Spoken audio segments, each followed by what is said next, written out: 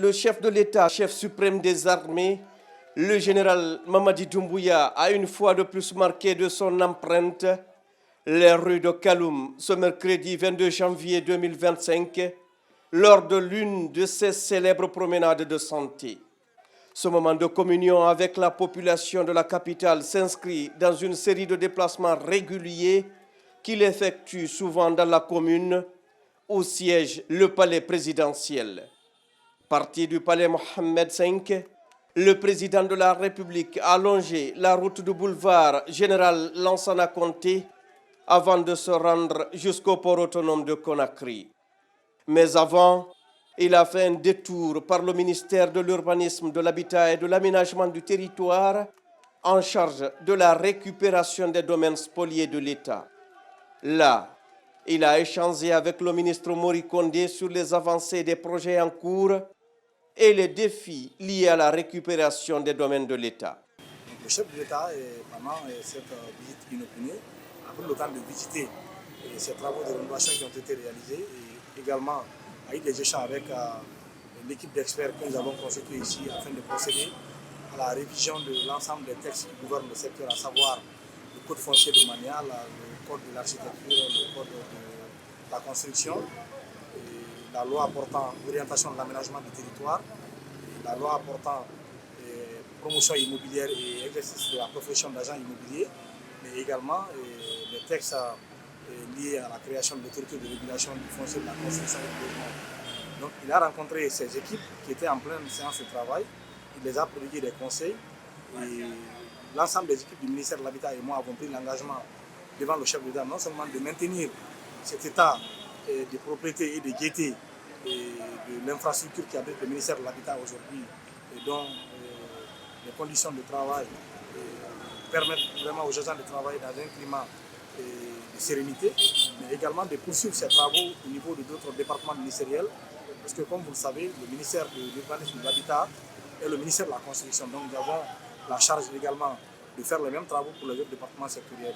Et le chef de l'État, avant de prendre un congé de l'équipe, il est également passé dans le bureau du ministre où nous étions avec des conseillers chargés des infrastructures du chef de l'État même autour d'un certain nombre de projets inscrits comme investissement sur le programme Simandou pour l'année 2025.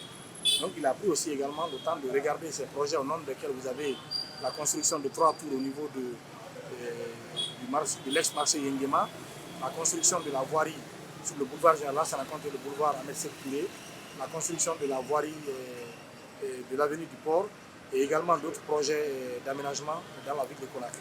Tout au long de son trajet, le chef de l'État, chef suprême des armées, le général Mamadi Doumbouya, a été chaleureusement accueilli par la population de Kaloum.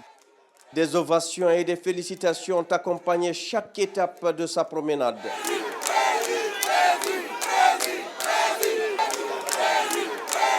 Cette interaction avec les citoyens a été l'occasion pour le président de la République de constater la large adhésion de la population aux mesures prises pour assurer la souveraineté et le bon fonctionnement de la République.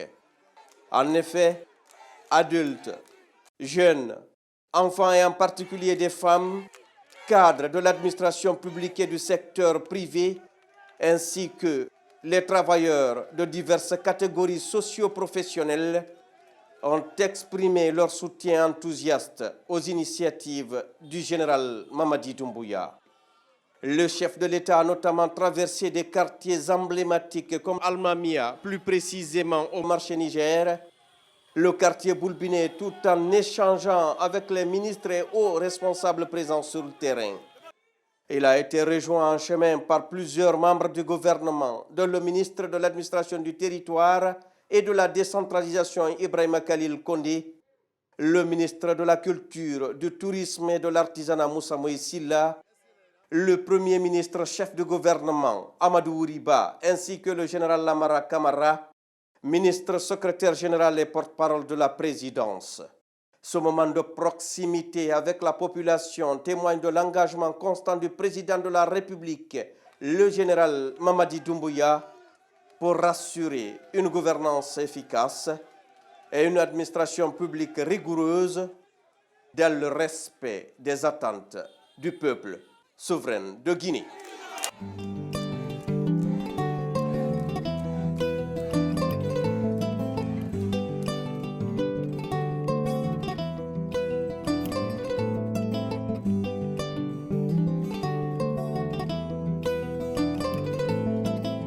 Au titre de son message, Son Excellence, Monsieur le Président de la République, chef de l'État, le général Mamadi Doumbouya, a ouvert la séance en exprimant ses remerciements pour l'accueil chaleureux qui lui a été réservé lors de son déplacement au Ghana pour l'investiture du nouveau président, Son Excellence, M. John Dramani Mahama. Le chef de l'État a appelé chaque membre du gouvernement à s'investir pleinement dans la réalisation des objectifs assignés à leur département. Il a souligné l'importance de l'atteinte des résultats pour le bien-être des populations et a insisté sur la nécessité d'accroître la rigueur dans la gestion des ressources. Un appel a été fait pour un engagement plus fort cette année afin d'assurer le suivi rigoureux des réformes et des projets, notamment dans les domaines des infrastructures, de la santé, de l'éducation et des secteurs sociaux de base. Le Premier ministre ainsi que le ministre des Infrastructures et des Travaux publics et le ministre concerné ont été spécialement chargés de veiller à la livraison des projets prévus pour 2025 dans les délais convenus. Le président de la République a rappelé que l'année 2025 représentait un enjeu crucial pour le gouvernement face aux nombreux défis à relever. Il a encouragé l'ensemble des ministres à maintenir la rigueur dans leur action et à respecter les engagements pris. Chaque ministre doit œuvrer selon son domaine de compétences et participer aux efforts collectifs pour garantir l'effectivité de ces engagements. Le Premier ministre et plusieurs ministres ont été appelés à continuer leurs efforts dans ce sens. Le chef de l'État, Son Excellence le général Mamadi Doumbouya, a également exprimé la nécessité pour le gouvernement de demeurer proche des populations afin de répondre efficacement à leurs préoccupations. Cette proximité ne peut être obtenue qu'à travers une meilleure collaboration et une solidarité renforcée au sein du gouvernement, ainsi qu'avec les équipes administratives de chaque département. Il a été demandé aux membres du gouvernement et à l'ensemble de l'administration publique de faire preuve de responsabilité et d'adopter les principes de bonne gouvernance économique dans la gestion des biens publics. L'accent a été mis sur la priorité à accorder à l'intérêt général et sur la nécessité d'être exemplaire dans la gestion des ressources publiques, tout en faisant preuve de transparence et de dévouement envers la République. Concernant la lutte contre la corruption, le président de la République a précisé que celle-ci ne viserait personne en particulier, mais elle consiste à assainir les finances publiques, à garantir la transparence et à instaurer une culture de reddition des comptes dans l'administration publique. Enfin, le président de la République a rappelé aux membres du comité stratégique du Simandou l'importance de maintenir une rigueur constante dans le suivi des projets Simandou afin d'assurer sa réussite dans le respect des engagements et des délais contractuels convenus avec les partenaires industriels. Il a également souligné la nécessité de continuer à développer le programme de développement socio-économique durable, responsable, Simandou 2040, avec l'appui de l'ensemble du gouvernement. Au titre des décisions, communication du garde des Sceaux, ministre de la Justice et des Droits de l'Homme, portant sur les rapports de la Guinée dus aux organes du traité des Nations Unies sur l'examen périodique universel de la Guinée en 2025. Le Conseil, après enrichissement du rapport à l'issue du Conseil du gouvernement du 14 janvier 2025, a validé les rapports de la Guinée dus aux organes du traité des Nations Unies et sur l'examen périodique universel de la Guinée en 2025 et a demandé sa transmission au système des Nations Unies avant le 27 janvier 2025. La communication du ministre du Plan de la coopération internationale relative à l'instauration d'une journée de la planification et de la coopération internationale, le Conseil a décidé 1. De l'instauration officielle de la journée de la planification et de la coopération internationale tous les 2 ans. 2. De l'organisation de la première édition le 26 février 2025 à Conakry. 3. La création d'une ligne budgétaire dédiée. Mesures législatives. Le Conseil a validé les avant-projets de loi portant Code du tourisme, et portant statut de l'artisanat et des professionnels de la culture.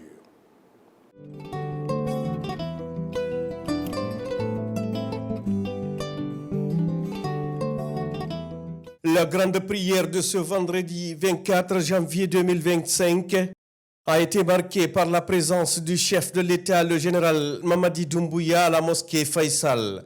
Ce moment solennel a été l'occasion pour le président de la République d'accomplir la prière du vendredi aux côtés de ses concitoyens, un acte de dévotion qui témoigne de sa proximité avec le peuple et de son engagement envers les valeurs de solidarité nationale.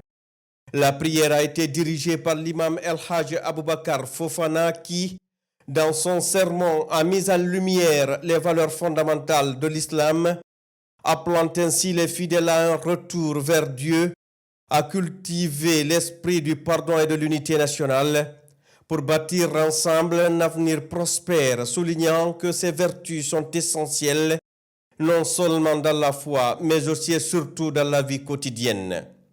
L'imam a aussi souligné la nécessité de promouvoir la citoyenneté. Il a rappelé l'importance de remplir correctement les obligations civiles, notamment ce qui concerne le paiement des factures d'électricité. Ces enjeux, selon lui, sont déterminants pour le développement de la Guinée. Famille qu'on a une famille là, an kana fal lo bla okul la an yere o gere an yere nya an o contrôle an yere nya ko sa problème kana ka an famille kono ko sa problème kana ka an jamana kono problème kana ka an quartier kono ani ni le bade mala ibango kutubala menabi koroma sani yebi kutubala me itere dan natimi kala kuma kano itere dan natimi kala ya comportement no itere dan natimi kala ya kewallo bi ko fe uti yetube ka wala ma ibro bo dan natimi kullo yetube kawala ma masami alale ni tubela kawa alama adiya tubemna ibra ko min ka de jafa wolo ala bara fo qur'ana kono ala ko kuna jonu mo mabo molo na jonu mo mul bara de natimi ka kawala ma ibra rasoso ke ile ra fo yere ka ala tina na sona na tubema ala tina na dinyala nema ku kana fo de la taqnatu min rahmatillah ikani jiti ala hinandi ala ika ala suso ke nyanyaka ya ala suso wala la nyanyaka ni tubela ka wala ma ala dia tubemna wa hakri nyuma ka wadama ala bokala. L'imam a également salué la démarche du président de la République, son Excellence le général Mamadi Doumbouya, un chef de l'État proche de son peuple, selon ses propres termes. En partageant ce moment sacré avec ses co-religionnaires, son Excellence le général Mamadi Doumbouya a montré une fois de plus son attachement aux traditions culturelles et religieuses.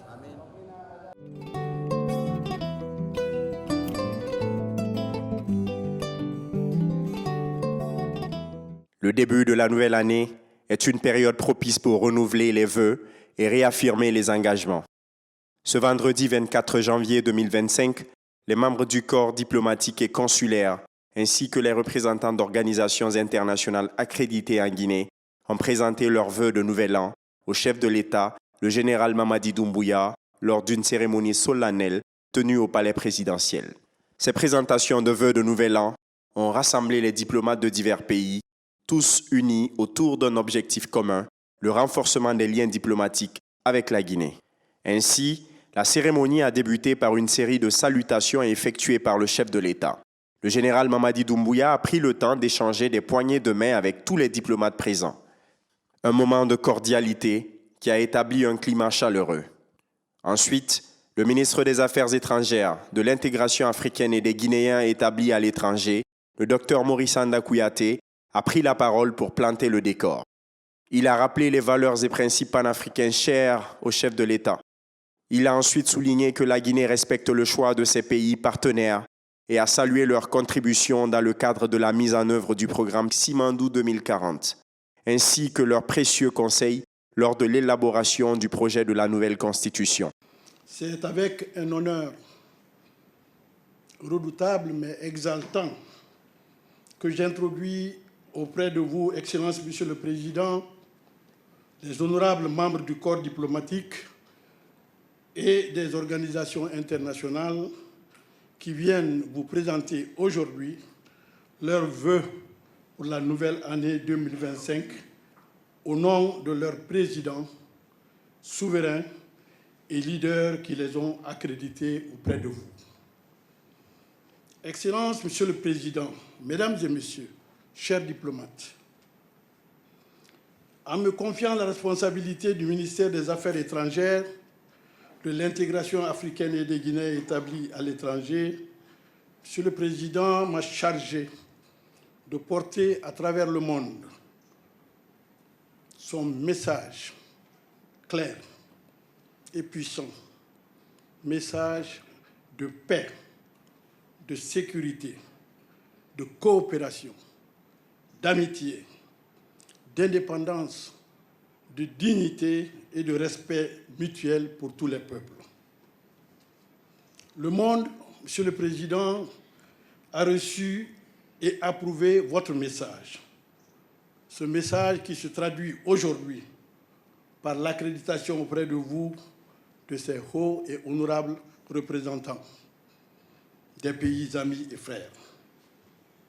Excellences, Monsieur le Président, c'est le lieu de remercier le corps diplomatique et les organisations internationales qui ont créé avec notre département, donc avec notre pays, et particulièrement avec vous, un climat de respect mutuel, de convivialité, de compréhension et de dialogue autour d'un principe auquel notre pays, la République de Guinée, est viscéralement attaché, à savoir que depuis le 2 octobre 1958, la Guinée est indépendante et souveraine.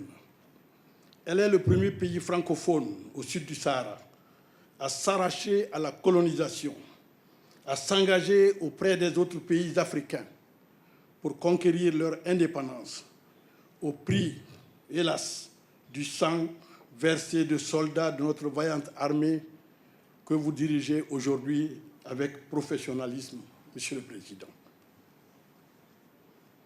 C'est dire, comme vous aimez à le signifier, que nous n'allons pas refaire une guerre que nous avons déjà gagnée il y a 66 ans. C'est cela, le panafricanisme vrai, que vous portez en héritage, à l'opposé du panafricanisme virtuel qui se joue sur Facebook, TikTok et autres Instagram, poussant souvent de respectables personnalités à aller boire et se laver à la rivière de l'oubli et pourquoi pas souvent de l'ingratitude. Le choix dans les domaines social, économique et politique pour les populations guinéennes sont faits par les Guinéens sous votre leadership. En retour, vous insistez là-dessus, la Guinée respecte le choix des autres pays. Monsieur le Président, chers diplomates, nous traduisons en images ce sacro-saint principe en disant que la Guinée accepte d'être dans la même classe que tout le monde, à la seule condition qu'un ou quelques élèves ne s'érigent en professeurs. Je voudrais remercier les diplomates et leurs pays et organisations respectives pour leur implication dans la mise en œuvre du programme phare de la vision du chef de l'État, Simandou 2040. Que vous en soyez remerciés. Je voudrais aussi vous remercier pour vos sages conseils, je dis bien conseils, dans la conception et l'élaboration de notre Constitution, sortie des entrailles de notre peuple. Constitution, je vous l'avais dit, chers diplomates, qui ne sera pas une machine à exclure et qui donnera l'occasion à toutes les Guinéennes et à tous les Guinéens de choisir en toute liberté et en toute indépendance leurs dirigeants. Leurs dirigeants et particulièrement, après avoir fait, j'en suis sûr, la différence nette entre celui qui ne dit rien et qui fait tout et celui qui dit tout et ne fait rien. Au nom des chefs de missions diplomatiques et consulaires, ainsi que des représentants des organisations internationales, c'est l'ambassadeur de l'État de Palestine, doyen des diplomates accrédités en Guinée, qui a pris la parole. Après la présentation des vœux, il a rappelé que l'année 2024 a été marquée par des réformes majeures en faveur de l'amélioration des conditions de vie de la population guinéenne. Il a également salué les initiatives prises par le gouvernement guinéen sous la direction du chef de l'État pour améliorer la gouvernance, renforcer l'État de droit et lutter contre la corruption, tout en exprimant leur volonté de continuer à soutenir ces réformes cruciales et de collaborer étroitement avec les décideurs guinéens pour atteindre des objectifs communs sans toutefois s'ingérer dans les affaires de l'État.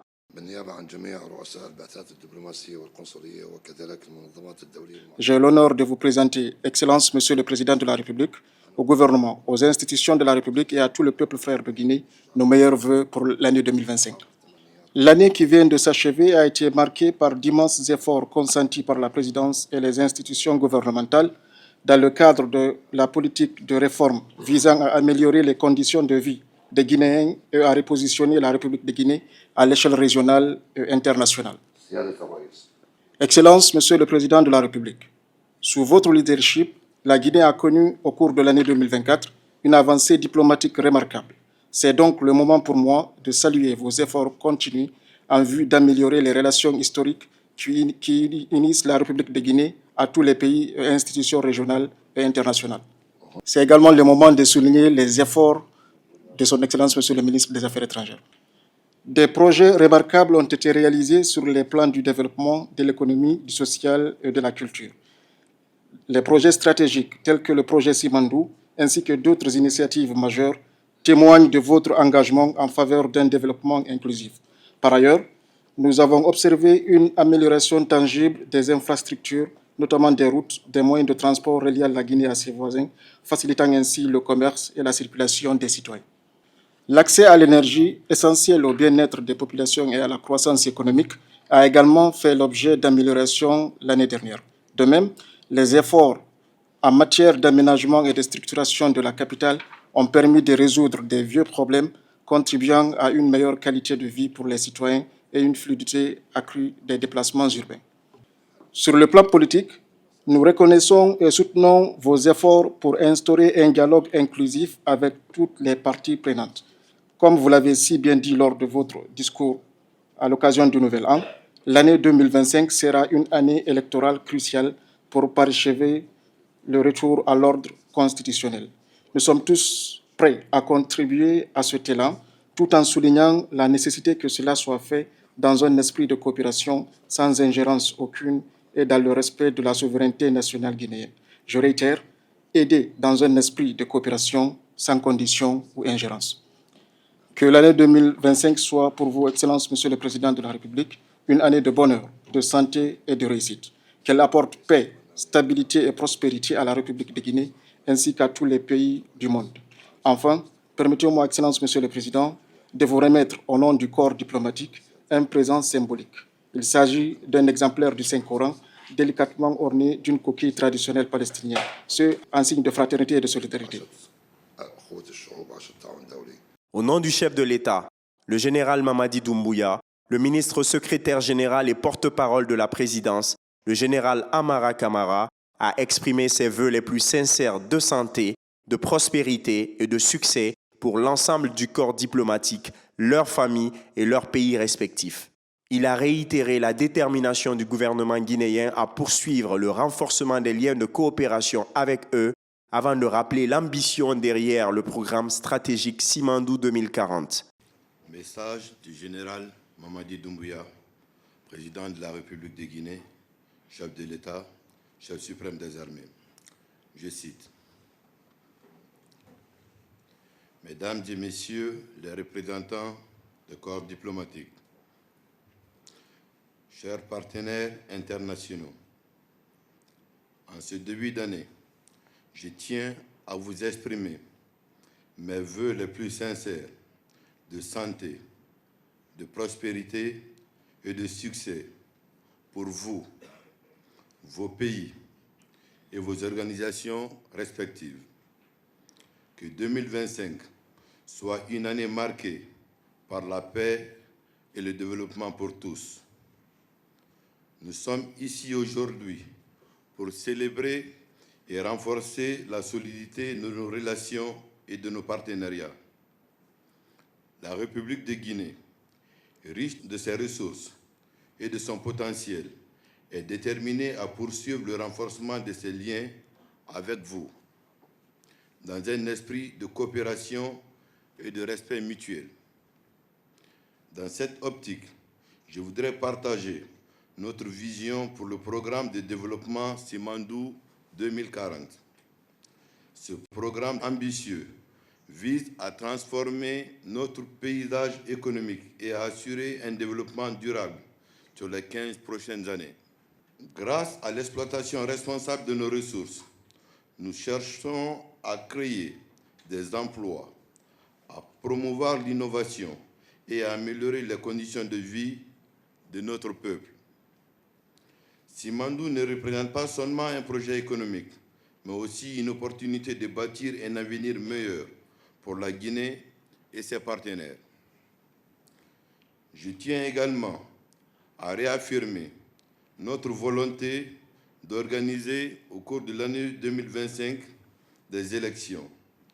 Cette étape cruciale dans notre processus démocratique est essentielle pour renforcer la gouvernance et la participation citoyenne.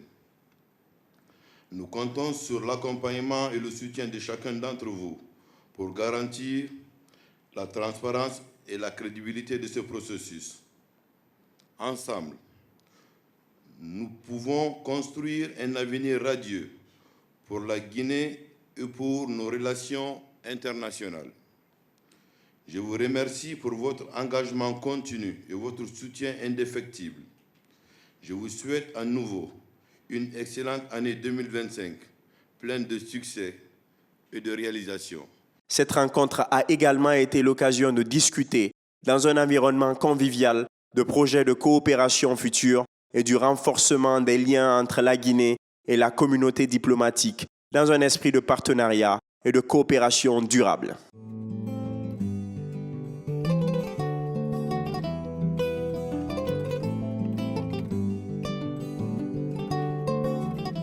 En mars 2023, le gouvernement guinéen a lancé la construction d'une cité administrative à Koloma, en banlieue de Conakry, dans le cadre du programme Simandou 2040.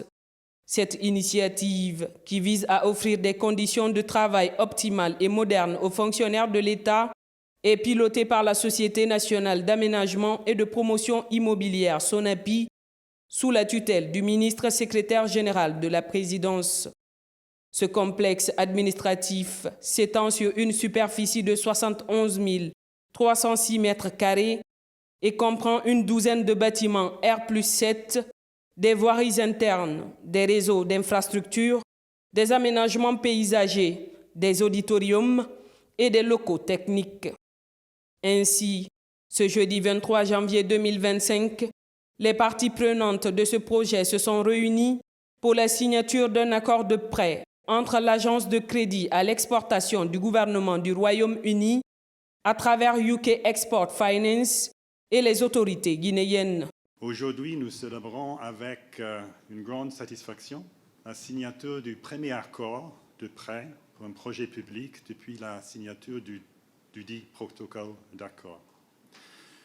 J'ose espérer que cet accord de prêt n'est que le premier d'une longue série, sachant que UKEF a une capacité de 1,8 milliard de livres sterling alloués à la Guinée et que nous avons un portefeuille solide de projets sur lesquels nous travaillons ensemble. Je pense que toutes les parties qui soutiennent le projet de la cité administrative, que ce soit les autorités guinéennes, le gouvernement du Royaume-Uni, notamment UKEF, et les banques commerciales, ont beaucoup appris durant ce processus. Et j'espère que cela aidera à accélérer l'aboutissement de futurs projets et ceux en cours. Je profite d'ailleurs de ce moment pour remercier les autorités guinéennes pour votre franche collaboration et vous félicite pour l'indemnisation des victimes des déguerpissements historiques, notamment ceux de Kapororai, répondant à une doléance qui peut durer depuis plus de deux décennies. Le Royaume-Uni, que ce soit le gouvernement ou le secteur privé, est prêt à accompagner la Guinée dans son élan de développement afin de bâtir une Guinée plus prospère et d'atteindre une croissance durable à long terme. Ce prêt s'élève à plusieurs millions d'euros et concrétise la vision du chef de l'État, le général Mamadi Doumbouya, de réaliser des projets administratifs d'envergure dans le cadre du programme Simandou 2040. La construction de cette cité administrative vise à réduire les dépenses de l'État et à créer un impact économique significatif pour la Guinée. La présente cérémonie n'est pas simplement le sceau d'un contrat financier, mais un engagement envers l'avenir de notre pays et un pas décisif vers la réalisation de cette vision. Le projet Koloma a commencé avec des objectifs clairs qui répondent aux besoins croissants d'espace pour nos administrations et pour mettre fin aux coûts exorbitants de location pour l'État. Le coût total des travaux de la cité administrative de Koloma s'élève à plus de 200 millions d'euros, dont 95% sont pris en charge par le gouvernement britannique à travers UK Export Finance et 5% par l'État guinéen via le ministère de l'Économie et des Finances.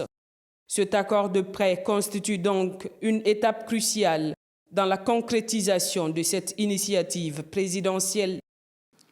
C'est avec une immense fierté et une grande joie que nous nous réunissons aujourd'hui pour la signature de la convention de financement du projet de construction de la cité administrative de Koloma.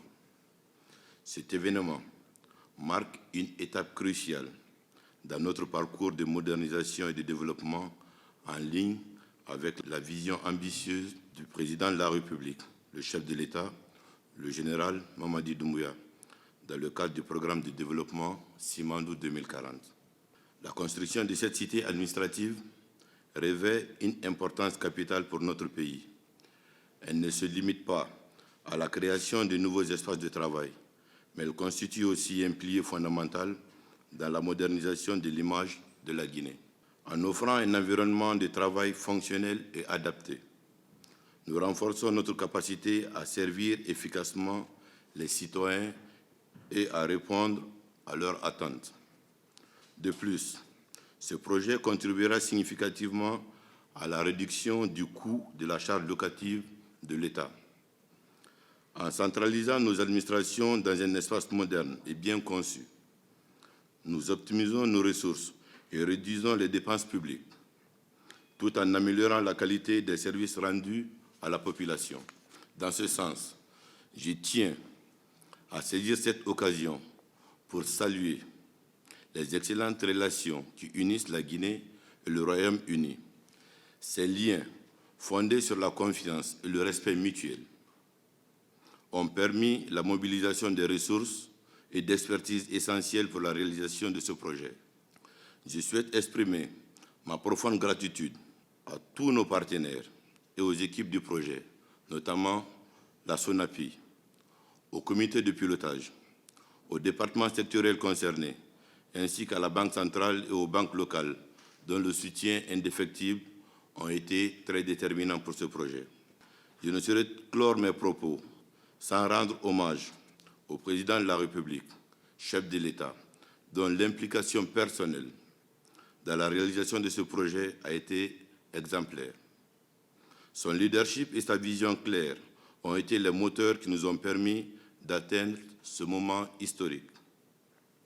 Je suis heureux de vous annoncer, à la suite du ministre de l'Économie et des Finances, que le coût total de ce projet s'élève à 208 9 563 € et sera financé à hauteur de 95% par Export Credit Agency, garanti par UKEF, et à 5% par l'État guinéen, à travers le ministère de l'Économie et des Finances.